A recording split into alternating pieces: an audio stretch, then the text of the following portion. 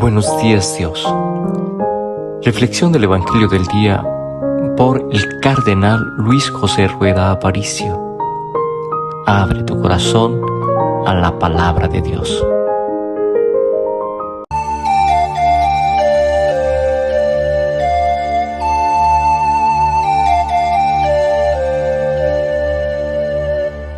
En el nombre del Padre, y del Hijo, y del Espíritu Santo. Amén.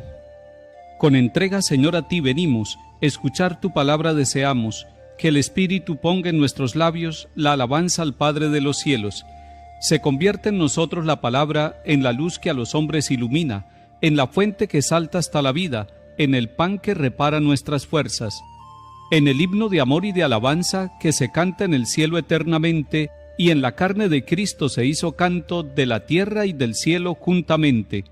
Gloria a ti, Padre nuestro, y a tu Hijo, el Señor Jesucristo, nuestro hermano, y al Espíritu Santo, que en nosotros glorifica tu nombre por los siglos. Amén.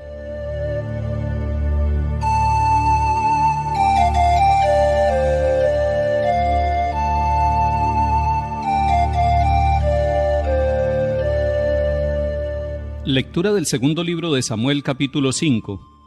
En aquellos días, todas las tribus de Israel fueron a Hebrón a ver a David y le dijeron: «Hueso tuyo y carne tuya somos.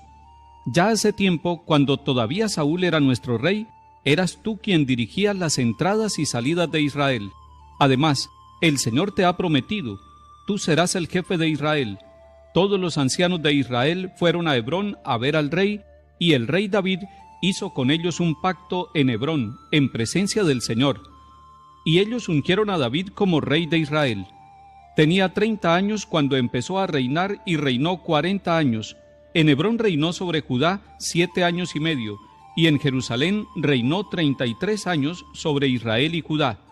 El rey y sus hombres marcharon sobre Jerusalén contra los jebuseos que habitaban el país. Los jebuseos dijeron a David: «No entrarás aquí, te rechazarán los ciegos y los cojos». Era una manera de decir que David no entraría, pero David conquistó el Alcázar de Sión, o sea, la llamada ciudad de David. David iba creciendo en poderío y el Señor de los ejércitos estaba con él. Palabra de Dios, te alabamos, Señor.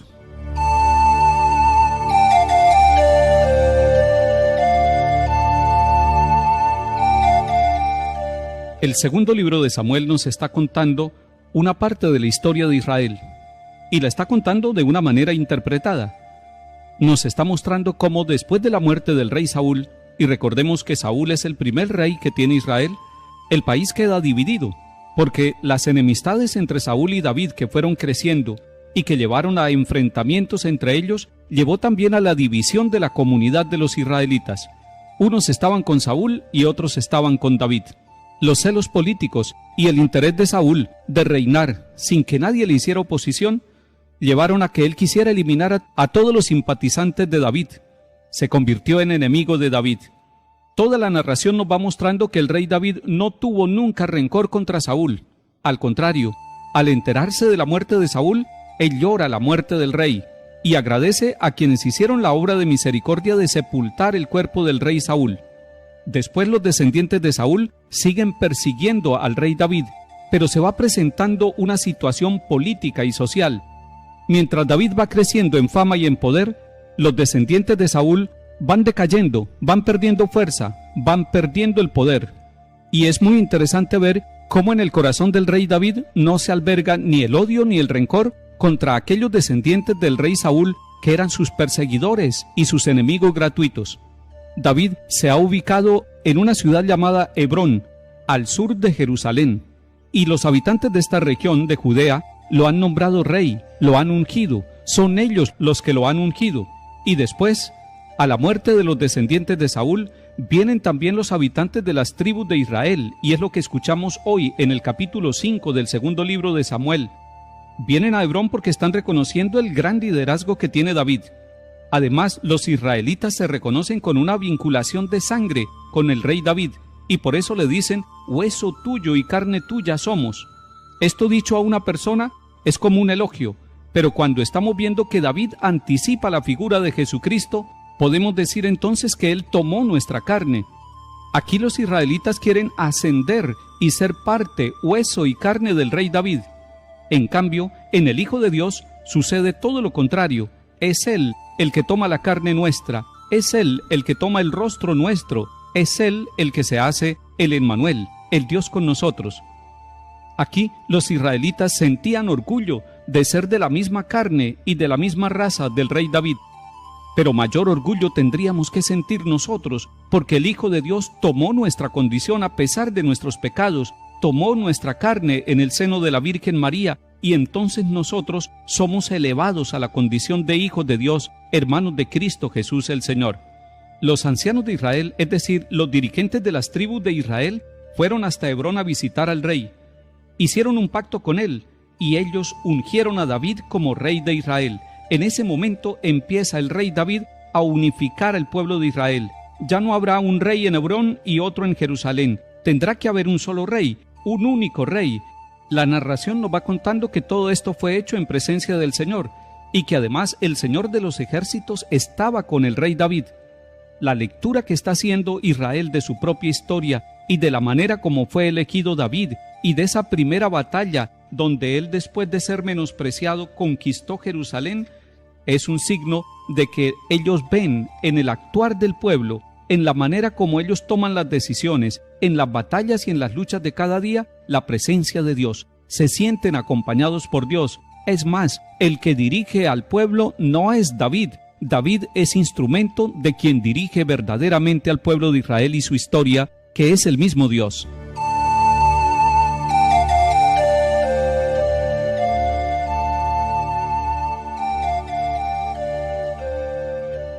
Salmo 88.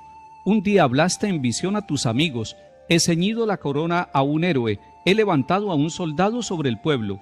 Encontré a David mi siervo, y lo he ungido con óleo sagrado, para que mi mano esté siempre con él y mi brazo lo haga valeroso.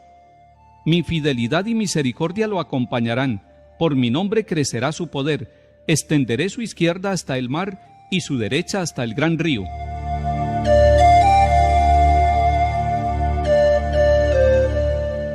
Lectura del Santo Evangelio según San Marcos, capítulo 3. En aquel tiempo, los escribas que habían bajado de Jerusalén decían: «Tiene dentro a Belcebú, y expulsa a los demonios con el poder del jefe de los demonios». Él los invitó a acercarse y les puso estas parábolas. ¿Cómo va a echar Satanás a Satanás? Un reino en guerra civil no puede subsistir. Una familia dividida no puede subsistir. Si Satanás se rebela contra sí mismo para hacerse la guerra, no puede subsistir, está perdido. Nadie puede meterse en casa de un hombre forzudo para arramblar con su ajuar si primero no lo ata. Entonces podrá arramblar con la casa. Créanme, todo se les podrá perdonar a los hombres, los pecados y cualquier blasfemia que digan, pero el que blasfeme contra el Espíritu Santo no tendrá perdón jamás, cargará con su pecado para siempre. Se refería a los que decían que tenía dentro un espíritu inmundo. Palabra del Señor.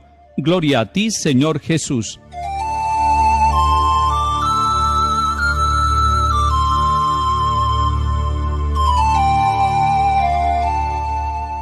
El Evangelio de San Marcos nos muestra que después del bautismo de Jesús, Él empieza su misión en el territorio de Galilea.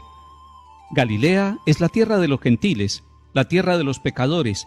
Es allí donde ha crecido el Señor Jesús. Es allí donde vivían María y José. En medio de los pecadores empieza Jesús la misión. Y cuando empieza la misión, nos dice el evangelista Marcos en el capítulo 3, algunos lo acogen y son capaces de exclamar: «Tú eres el Hijo de Dios», mientras que otros empiezan a juzgarlo. El juicio viene por parte de los letrados que han bajado de Jerusalén.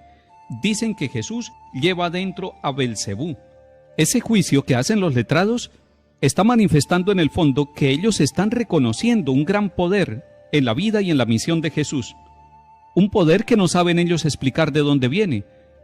Ellos creen que están ante un Galileo simplemente, pero no están reconociendo la obra de Dios en la vida de Jesús. No están reconociéndolo a Él como el Hijo de Dios. Están reconociendo las obras y tratan de explicar de dónde saca ese poder, de dónde saca esos prodigios que realiza. Y ellos llegan a una conclusión: este tiene a Belcebú dentro. y por eso expulsa a los demonios con el poder del jefe de los demonios. Lo están llamando endemoniado. Y es muy interesante que Jesús no entra en un conflicto con ellos, en un conflicto bélico. No está tratando de conquistar a la fuerza la conciencia de los letrados, no está tratando de oponerse a ellos con la fuerza de las armas, sino que los llama y los acerca a Él. Y ese ya es un primer paso de explicación. Jesús no está viendo en estos letrados los enemigos que hay que destruir, sino aquellos a los cuales hay que aclararles de dónde viene el poder de Jesús.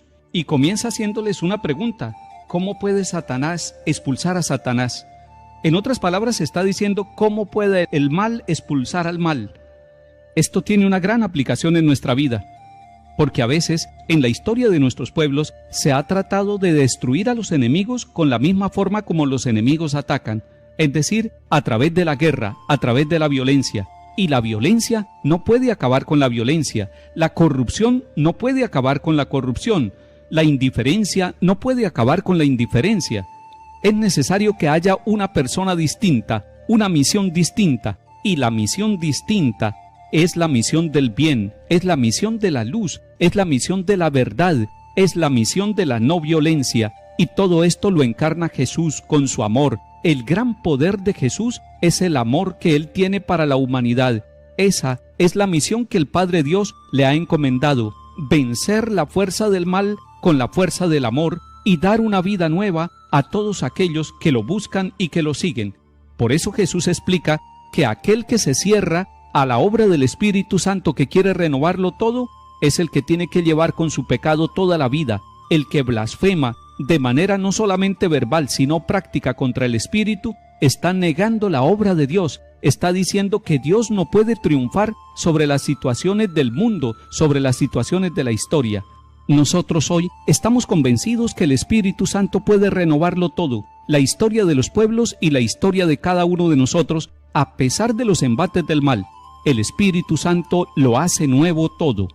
Que el Señor nos bendiga y acompañe, en el nombre del Padre, y del Hijo, y del Espíritu Santo. Amén.